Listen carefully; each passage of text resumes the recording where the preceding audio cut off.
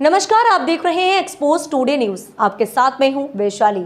आइए रुक करते हैं आज की खबरों की ओर। मन की बात के 2 संस्करणों का विमोचन। राजधानी भोपाल में शनिवार को कुशाभाऊ ठाकरे सभागार में प्रधानमंत्री नरेंद्र मोदी के मन की बात कार्यक्रम के प्रथम व द्वितीय संस्करण का अनावरण कार्यक्रम को संबोधित करते हुए सूचना और प्रसारण मंत्री अनुराग ठाकुर ने कांग्रेस को आड़े हाथ लिया। इसके साथ ही केंद्र की मोदी सरकार की उपलब्धियों को विस्तार से बताया। उन्होंने कहा कि दुनिया में सबसे ज्यादा महिला पायलट और सबसे ज्यादा महिला स्वयं सहायता समूह भारत में है। यह दर्शाता है कि भारत महिला सशक्तिकरण की दिशा में तेजी से आगे बढ़ रहा है। आज दुनिया में भारत का नाम पीछे चलने वाले देशों में नहीं, लीडरशिप करने वाले देशों में है। अनुराग ठाकुर ने कहा कि आज हम सबके चहेते दुनिया के सबसे लोकप्रिय नेता प्रधानमंत्री नरेंद्र मोदी के मन की बात कार्यक्रम के प्रथम एवं द्वितीय संस्करण का विमोचन करने पर गर्व की अनुभूति हो रही है। मोदी सरकार के आने से पहले कांग्रेस के शासन में देश तुष्टीकरण की राह पर चल रहा था। पीएम मोदी ने देश को वंशवाद की राजनीति से बाहर निकाला। इस मौके पर मुख्यमंत्री शिवराज सिंह चौहान ने भी मन की बात कार्यक्रम का गुणगान किया।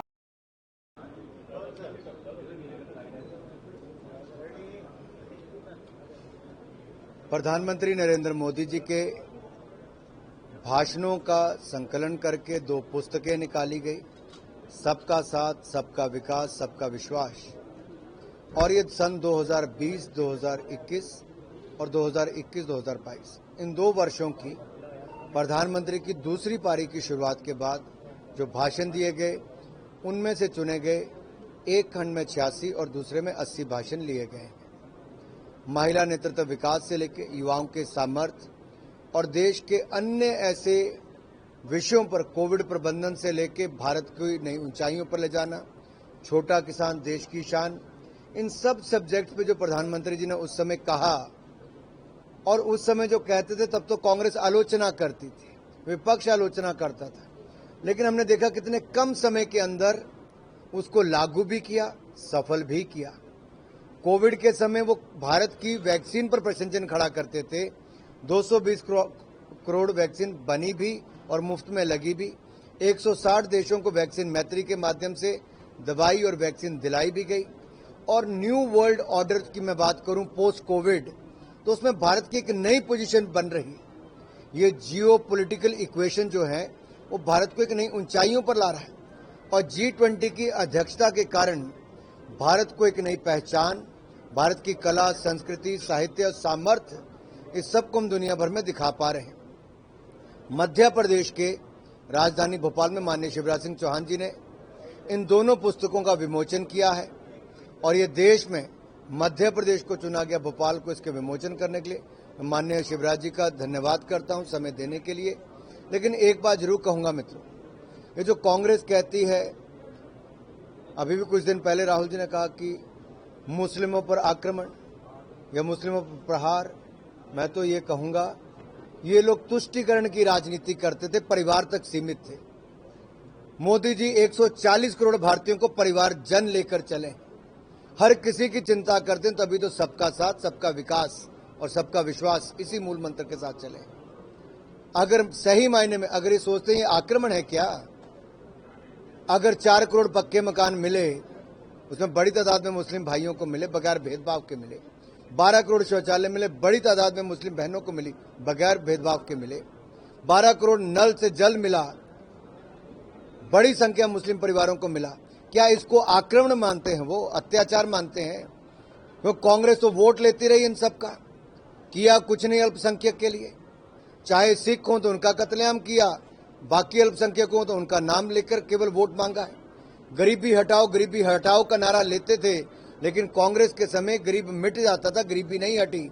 सही मायने में पिछले 9 वर्षों में 18.5 करोड़ गरीब गरीबी रेखा से बाहर आए, तो नरेंद्र मोदी जी की सरकार में उनके काम के कारण आए, ईमानदारी के कारण आए, पारदर्शिता के कारण आए हैं। तभी तो भारत दुनिया की 10वीं से सबसे 5वीं बड़ी अर्थव्यवस्था बनी है। दूसरा मैं कहना चाहता हूं, जहां पर मैं खड़ा हूं मध्य प्रदेश में, कांग्रेस का शासन यहीं पे देखिए ना जी, बीमारू राज्य कहलाता था। मैं पूछ रहा था बाहर युवाओं से कि तुम्हें पता है कि बीमारू राज्य था? कहते नहीं सर, हमारी उम्र तो 18 साल है, उससे पहले बीमारू था। आज की पीढ़ी को शायद पता नहीं होगा, जो 24-25 साल वाले भी हैं, कि मध्य प्रदेश कांग्रेस के शासनकाल में दिग्विजय के समय क्या हालत थी जी यहाँ की। इसीलिए ये किताबें युवाओं के लिए और शोधकर्ताओं के लिए बहुत इंपॉर्टेंट है कि वो जाने कि मोदी जो कहते हैं वो करके दिखाते हैं और समय रहते करते हैं। धन्यवाद। मित्रों, वैसे संविधान ने तो हम सबको समतामूलक समाज के निर्माण की नींव रखी थी संविधान के अनुसार, तो उनके जो, लेकिन लंबे समय तक जो सत्ता में रहे उन्होंने उस पर हथौड़ा चलाया और समतामूलक समाज की बजाय वो परिवार तक सीमित होकर रह गया। अभी हाल ही में एक बहुत बड़ी उपलब्धि देश की हुई है। कोई बता सकता है देश की उपलब्धि बड़ी क्या हुई है? क्या उपलब्धि हुई? सबको पता है, चंद्रयान मिशन पर देखिए, जब ये कब हुआ, ये ताकत दिखाता है भारत की, भारत के युवाओं का सामर्थ्य बताता है। और जो दुनिया के मात्र 3 देश पहले कर पाए थे, वो चंद्रयान मिशन सफल करके भारत दुनिया का 4था देश बन गया है। लेकिन साउथ पोल पर विक्रम लैंडर का उतरना, ये अपने आप में दुनिया में पहली बार किसी देश ने किया है, तो हमारे भारत ने किया। अब सवाल ये होता है कि जब पहले ऐसे प्रयास किए गए तो परिवार का नाम देने का काम किया, लेकिन आज किसी परिवार का नहीं, आज देश का नाम आगे बढ़ाया जाता है। एक बड़ा बदलाव देखने को मिलता है और हमने तुष्टीकरण की राजनीति से बाहर निकलकर सबका साथ, सबका विकास, सबका विश्वास, इसी मूल मंत्र के साथ आगे चले। जिन राजनीतिक दलों ने शिक्षा के क्षेत्र में भी वामपंथी सोच को आगे बढ़ाने का काम किया, वो हमें पश्चिमी संस्कृति या उनके प्रभाव, एक गुलामी की सोच को आगे बढ़ाने का काम किया। आज मुझे खुशी है ये कहते हुए कि न्यू एजुकेशन पॉलिसी अगर 34 वर्षों के बाद आई तो नरेंद्र मोदी जी की सरकार के समय आई, और मातृभाषा में आपको शिक्षा दी जा सके उसको बल दिया गया। और मध्य प्रदेश एक ऐसा राज्य है जिसने मेडिकल तक की शिक्षा का भी सिलेबस हिंदी में अपनी मातृभाषा में करने का सबसे पहले काम किया।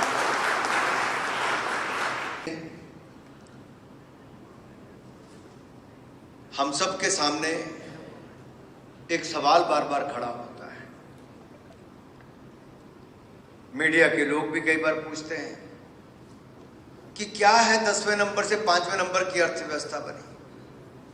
फिर मन ही मन में कहते हैं हाँ एक बात तो है भाई, अंग्रेजों को आपने पछाड़ दिया जिन्होंने हमारे ऊपर 250 साल राज किया था, वो 5वें नंबर की अर्थव्यवस्था थी। आजादी के अमृत महोत्सव मनाते मनाते आजादी के 75वें साल में हमने उसी इंग्लैंड को पछाड़कर दुनिया की 5वीं सबसे बड़ी अर्थव्यवस्था भारत बना है। लेकिन हमें यहाँ रुकना नहीं है, हमें इससे आगे जाना है। तभी प्रधानमंत्री जी ने लक्ष्य तय किया है कि हमें ये जो अमृत काल शुरू हुआ है, आजादी का 75वां वर्ष, इससे स्वर्णिम काल की ओर जाते हुए, यानी कि जब आजादी के 100 साल होंगे, उन 25 सालों में हमें भारत को विकसित भारत बनाना है। आप में से कौन कौन भारत को विकसित भारत बनाने के लिए तैयार है? अरे ऊपर वाले भी तैयार हैं, वेरी गुड। सब यही युवाओं का सामर्थ्य है, यही युवाओं की ताकत है। तभी तो आज दुनिया भर की बड़ी बड़ी कंपनीज में देखोगे, अगर उनके सीईओज के नाम आते हैं तो भारत के युवा आज दुनिया की बड़ी बड़ी कंपनियों के सीईओज भी बन गए हैं, चीफ एग्जीक्यूटिव ऑफिसर भी बन गए। आपकी ताकत है युवाओं की, तभी आप विकसित भारत बना सकते हैं। दूसरा, अगर ये मौका हमारे युवाओं को भारत में ही मिला होता तो भारत की अर्थव्यवस्था कहां पे होती? अगर ये स्पेस सेक्टर पहले खोला गया होता तो हम गूगल की ओर नहीं देखते, गूगल जैसी कंपनी भारत में ही बनी होती। अगर हम पेमेंट इकोसिस्टम में मात्र 5 सालों में दुनिया की सबसे नंबर 1 पे जा सकते हैं। आज देखिए, एक समय था जब हम ये सुनते थे कि दुनिया की सबसे लंबी टनल कहाँ पे, सबसे ऊंची इमारत कहाँ पे, सबसे ऊंची प्रतिमा कहाँ पर है। आज हम दुनिया की ओर नहीं देखते, आज हम कहते हैं अगर दुनिया की सबसे लंबी सुरंग सबसे ऊंचाई पर कहीं पर है तो अटल टनल मनाली में हिमाचल प्रदेश में है। हम कहते हैं दुनिया का सबसे ऊंचा पुल जो एफिल टावर से भी 100 मीटर ऊंचा है, वो रेलवे का पुल चेनाब नदी पर जम्मू कश्मीर में है। आज हम कहें दुनिया की सबसे ऊंची प्रतिमा कहां पर है, तो कहां पे है? Statue of unity Sardar Patel की गुजरात में है। और दुनिया का सबसे बड़ा रेल नेटवर्क कहीं पर है, तो वो भी हमारे भारत में है। जो सबसे ऊंचा, सबसे लंबा, सबसे बड़े, ऐसी बातें आती थी, पहले दुनिया का नाम आता था, आज भारत का नाम उसके साथ जुड़कर आता है। ये नए भारत की नई पहचान है जो चंद्रयान मिशन के साथ साथ इसको आगे करेगा। अब कुछ कार्य हैं, कई बार इन बात मैं किताबों में तो लिखा ही, लेकिन मैं आपसे वैसे पूछता हूं, ऐसी क्या मजबूरी थी कि 60 सालों तक गरीबी हटाओ, गरीबी हटाओ, गरीबी हटाओ के नारे लगते थे, लेकिन गरीबी नहीं हटती थी, गरीब मिट जाता था। गरीब के पास पक्की छत नहीं थी। 20,000 गांव में बिजली का कनेक्शन 2014 तक भी नहीं पहुंच पाया था। करोड़ों परिवारों के घरों में नल का नहीं था, नल से जल नहीं आता था। 60 करोड़ से ज्यादा लोगों को खुले में शौच करने जाना पड़ता था और शर्मिंदा होना पड़ता था। अन्न की कमी और अन्न के भंडार भी खाली कर देना, ये पूर्व में होता होगा, लेकिन जो 60 सालों में नहीं हुआ वो 8 सालों में मोदी जी ने कर दिखाया। 4 करोड़ गरीबों को पक्के मकान बनाकर दे दिए, 12 करोड़ बहनों को और परिवारों को शौचालय बनाकर दे दिया, हर गांव तक बिजली पहुंचा कर दे दी, 80 करोड़ गरीबों जरूरतमंदों को डबल राशन कोविड के समय 2.5 साल तक देने का कार्य किया, और अब तो 12 करोड़ घरों को नल से जल देने का काम भी मात्र 3 साल में कर दिया, और 60 करोड़ लोगों को 5 लाख का इलाज आयुष्मान भारत योजना में बिल्कुल मुफ्त देने का कार्य भी ये पिछले 9 सालों में नरेंद्र मोदी जी ने किया है। संस्कृति साहित्य को भी हमने बढ़ाकर दिखाया है, और हमारे बीच में कोई और नहीं, पद्म अवार्ड से सम्मानित श्री भूरे भाई जी भी बैठे हैं। और भूरे भाई जी, आपने भी जो योगदान समाज के प्रति दिया, आप इन युवाओं को बता सकते हो, अगर पूर्व की सरकारें होती तो शायद आपके ऊपर नजर किसी की ना पड़ती। आज गांव, ग्रामीण, दुर्गम क्षेत्रों में बैठा भी कोई व्यक्ति अगर उसको पद्म अवार्ड से सम्मानित किया जाता है, जिसने कभी अपने जीवन में ये शुरुआत की होगी कि मुझे पेड़ पौधे लगाने, पर्यावरण बचाना है, किसी ने जल स्रोत को बचाने का प्रयास किया, किसी ने एम्बुलेंस किया, अपने स्कूटर पे चलाने का काम किया, किसी ने कला संस्कृति को बचाने का काम किया, उन्होंने सच्चे भाव से शुरू किया था, पद्म अवार्ड की सोच नहीं रखी थी। लेकिन मोदी सरकार है, जहां मोदी है तो मुमकिन है आज उनको भी पद्म अवार्ड देने का काम देश कर रहा है। मेरे भाइयों, जिस देश में ट्राइबल महिला को शायद ही कभी मौका मिल पाता, लोकतंत्र की हमारी सबसे बड़ी ताकत यह है कि माननीय राष्ट्रपति जी श्रीमती द्रौपदी मुर्मू जी एक दुर्गम क्षेत्र से आने वाली महिला ने सच्ची ईमानदारी से देश की सेवा की, तो आज देश की पहली महिला आदिवासी को एक राष्ट्रपति के पद तक जाने का अवसर मिला। ये हमारी लोकतंत्र की ताकत है, ये महिला नेतृत्व में विकास, वुमेन लेड डेवलपमेंट जो हम कहते हैं वो है। इसलिए मित्रों, मैं यही कहूंगा, आप जरूर इन किताबों को पढ़िए। इनमें जो मोदी जी ने समय समय पर कहा, प्रधानमंत्री जी ने, उसको पढ़िए भी, उसमें काम भी कीजिए। और माननीय शिवराज सिंह चौहान जी, आपने जो शानदार काम मध्य प्रदेश में किया है, एक बीमारू राज्य से इसको अग्रणी राज्यों में लाकर खड़ा किया है, उसके लिए मैं सारे प्रदेश की ओर से और अपनी ओर से आपका बहुत बहुत आभार प्रकट करता हूं। घटनाओं का समय पे जानकारी, ये मन की बात में मैंने देखा, दुनिया में राष्ट्रीय और अंतर्राष्ट्रीय घटनाओं के बारे में सही और सटीक जानकारी कई बार हमको अपने प्रधानमंत्री जी से मन की बात में मिलती, ताकि समय पर समस्याओं के बारे में हमको जानकारी हो।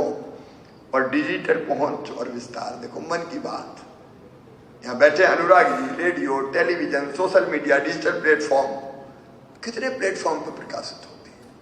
इसलिए मन की बात सचमुच में अद्भुत पहल है प्रधानमंत्री जी की, और उन्होंने सारे जनों को उससे जोड़ा है।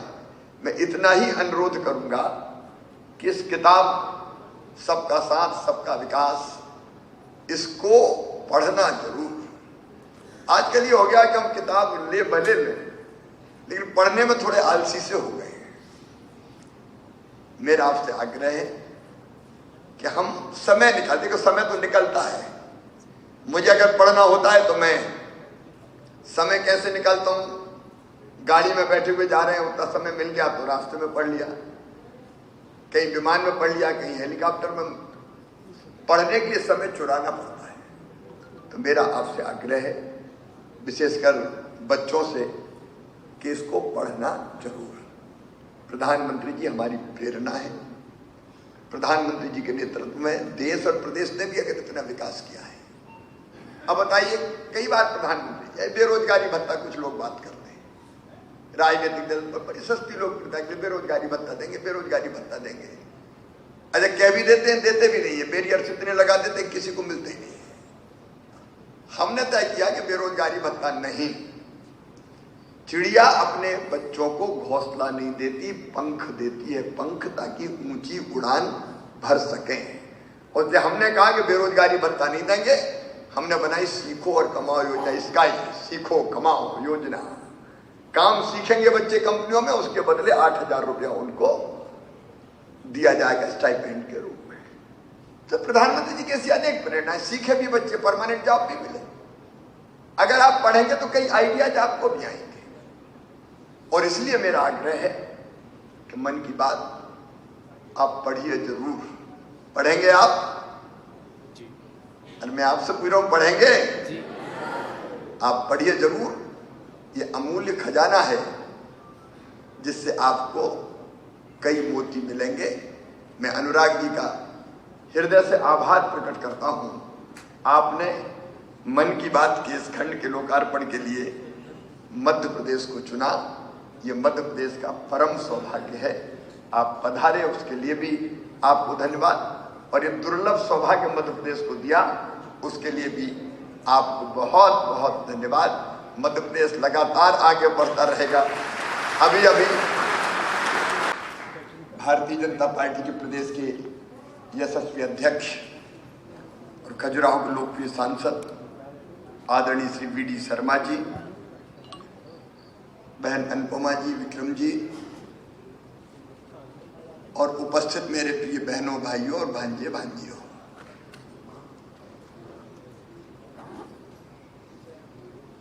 हमारा देश अत्यंत प्राचीन और महान राष्ट्र है। 5000 साल से ज्यादा तो ज्ञात इतिहास है हमारा। जब दुनिया के विकसित देश, उनमें सभ्यता के सूर्य का उदय नहीं हुआ था, तब हमारे यहां वेदों की ऋचाएं रच दी गई थी। जब कई विकसित देशों में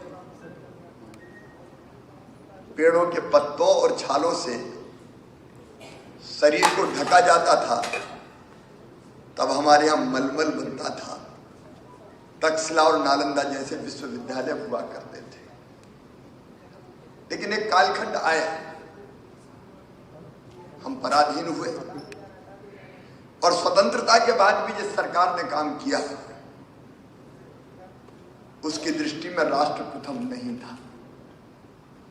मैं 2014 के पहले मुख्यमंत्री के रूप में अगर दुनिया के किसी देश में जाता था तो मन में बहुत तकलीफ होती थी। भारत के बारे में जो सोच था वो निराशा पैदा करने वाला था। घोटालों का देश, कभी कुछ हो ही नहीं सकता भारत में, भारत सुधर ही नहीं सकता। और सच में मैं ये कहूं तो कहीं मान सम्मान मिलता नहीं था दुनिया में। और उस सरकार ने मानसिकता भी ऐसी बना दी थी कि अगर कोई लेट आता था तो कहते थे यार चलता है, ये तो इंडियन टाइम है। हम ही कहते थे इंडियन टाइम है। मानसिकता हमारी ऐसी बन गई थी कि जैसे भारत कभी सुधर ही नहीं सकता। लेकिन 2014 में प्रधानमंत्री बने श्रीमान नरेंद्र मोदी। ये मैं कहने के लिए नहीं कह रहा, युवा मित्रों, मैं अंतर आत्मा से कह रहा हूं। इतनी तेजी से परिवर्तन होगा कल्पना नहीं थी। भारत के बारे में दृष्टिकोण ऐसे बदल जाएगा मेरी भी कल्पना नहीं थी। लेकिन आज मैं नहीं कहता, जमाना कहता है ये दौर भारत का दौर है, प्रधानमंत्री नरेंद्र मोदी जी के नेतृत्व में। भाग्य है और मैं आदरणीय अनुराग ठाकुर जी को हृदय से धन्यवाद देता हूं कि सबका साथ, सबका विकास और सबका विश्वास मन की बात के चुने हुए भाषणों का जो संग्रह है, उन 2 पुस्तकों का विमोचन मध्य प्रदेश में हुआ। एक जमाना था जब कांग्रेस का राज था, भारत में भी लोग कहते थे और दुनिया भी कहती थी भारत में कुछ नहीं हो सकता, भारत कुछ नहीं कर सकता। इन 9 साल में प्रधानमंत्री जी ने देश बदल दिया। अब दुनिया कहती है भारत ही कर सकता है। ये सोच में क्रांतिकारी बदलाव आया है। मोदी जी विजनरी लीडर हैं, मिशनरी लीडर हैं। वो देश प्रथम ये तो कहते ही हैं और करते भी हैं, लेकिन दुनिया के भलाई के बारे में भी सोचते हैं।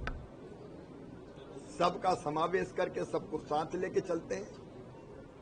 और जैसा अनुराग जी ने कहा, तुष्टीकरण नहीं, सबको न्याय। इन पुस्तकों को पढ़ने से हमको एक नई प्रेरणा मिलती है, नई दिशा मिलती है। कई ऐसे भाई बहन हैं जिन्होंने अपना जीवन झोंक के बहुत बेहतर काम किसी क्षेत्र में किया है।